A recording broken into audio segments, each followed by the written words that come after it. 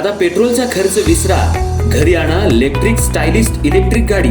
100% भारतीय बनावटीची electrics EV electric गाडी आता उपलब्ध।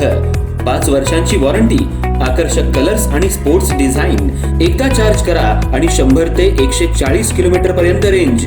अत्याधुनिक सर्व्हिस सुविधा, लोन सुविधा सुद्धा उपलब्ध।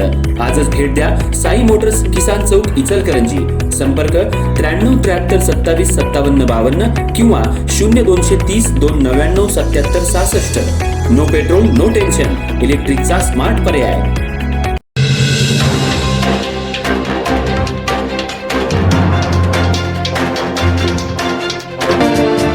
इचलकरंजी शहरातल्या थोरात चौक परिसरात असलेल्या नगरपालिका कॉम्प्लेक्समधील जागेत महानगरपालिकेचे सफाई कर्मचारी विकी सुरेश अग्रवाल यांचा अज्ञात व्यक्तींनी डोक्यात दगड घालून निर्घृण खून केल्याची धक्कादायक घटना बुधवारी सकाळी उघडकीला आली आहे। या घटनेमुळे शहरात मोठी खळबळ उडाली असून नागरिकांमध्ये भीतीचं वातावरण निर्माण झालंय। मृत विकी अग्रवाल हे मूळचे कामगार चाळ परिसरातील रहिवासी असून सध्या शहापूर इथं ते वास्तव्याला होते। ते महानगरपालिकेत सफाई कर्मचारी म्हणून कार्यरत होते। प्राथमिक माहितीनुसार ही घटना मंगळवारी रात्री 11:30 ते 12 वाजण्याच्या सुमाराला घडली असावी असा अंदाज पोलिसांकडून व्यक्त करण्यात येतोय।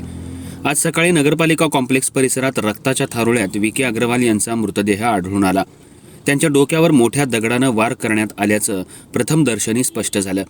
परिसरातील नागरिकांनी तात्काळ पोलिसांना माहिती दिल्यानंतर पोलीस यंत्रणा घटनास्थळी दाखल झाली। घटनेची माहिती मिळताच पोलीस निरीक्षक महेश चव्हाण यांनी तातडीनं घटनास्थळी धाव घेत तपासाची सूत्र हाती घेतली। पोलिसांनी परिसराची नाकाबंदी करत पुरावे गोळा करायला सुरुवात केली। तसंच घटनेचा तपास अधिक वेगानं करण्यासाठी फॉरेन्सिक पथक आणि डॉग स्क्वॉडला पाचारण करण्यात आले। घटनास्थळाचा पंचनामा करून मृतदेह शवविच्छेदनासाठी शासकीय रुग्णालयात पाठवण्यात आला।